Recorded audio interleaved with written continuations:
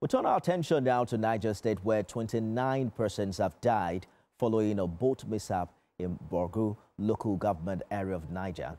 The Niger State Emergency Management Agency says the boat, which took off from Tugan Sule in Shaguno Ward, was carrying about 90 passengers, including women and children who were heading to Duga for a condolence visit.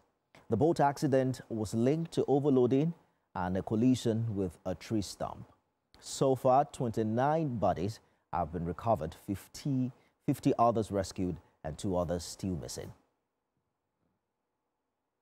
Before the latest boat accident in Niger State, at least 6 major boat mishaps have been recorded in Nigeria this year, with many deaths recorded and several others missing. On the 2nd of June 2025, a canoe carrying 9 passengers in Shagari local government area of Sokoto State overturned. 7 persons, including women and children, were killed, with 2 persons surviving. About 2 weeks after that, at least 4 persons were reportedly killed in a boat accident that happened in Yauri River, that's in Kebbi State. On 27th of July, a boat with about 100 traders heading to a market capsized in Niger State. At least 13 deaths were confirmed, about 26 passengers rescued.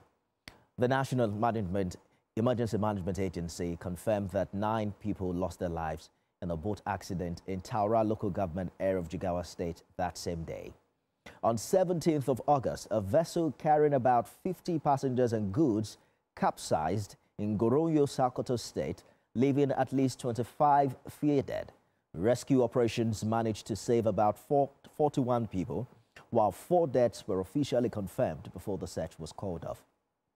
In 2024 alone, more than 300 people lost their lives in boat accidents across Nigeria, with over 400 deaths now recorded in the last 6 months of this year.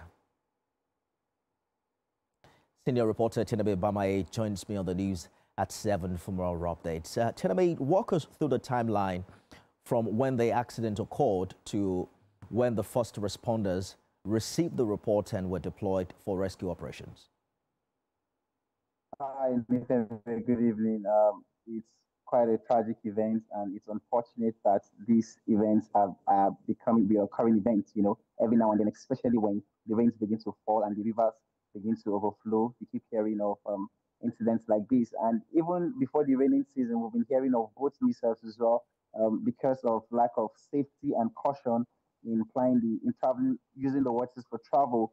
And this one is just another of such unfortunate incidents. It happened around 11:30 a.m. yesterday, and the first responders were the locals, before the Emergency Management Agency were able to come later. Borgu is a riverine community. That's where you have that's where you have the Kainji Dam, so there's a lot of water around that area, and the people use water for transportation. So since then, 29 bodies have been recovered according to records from the emergency management agencies, and 2 persons are missing. Some other more, about 50, have been rescued, which shows some form of hope,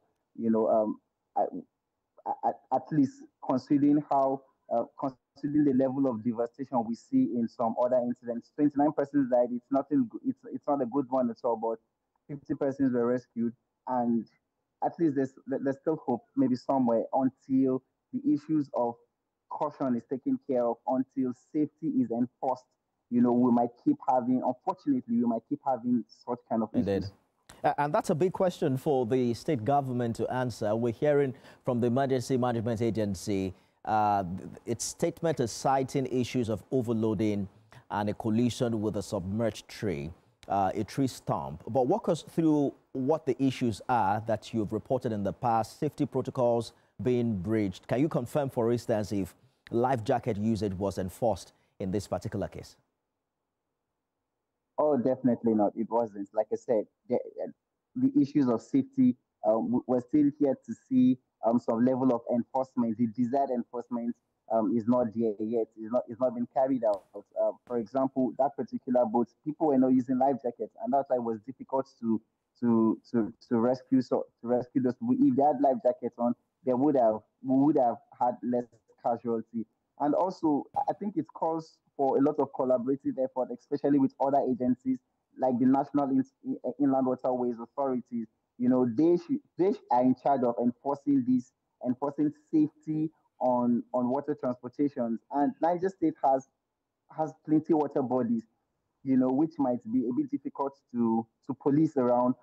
But at one point, they started working with locals, ensuring that the local people, the boat operators are part of the enforcement team, but it doesn't seem to be working yet. And life jacket, every time that they distribute life jacket, the people keep saying it's not enough. Now, life jackets are not things that you could walk into the stores in the market and buy. More so, the people sometimes are not interested unless you enforce that. So until enforcement is taken to the next level, we might continue to have such kind of accidents on our waters. 29 bodies recovered, 50 people rescued, 2 still missing. Another boat mishap in Niger. Let's see how government react this time. Chinebe Bamaye live for us. Thank you for your updates.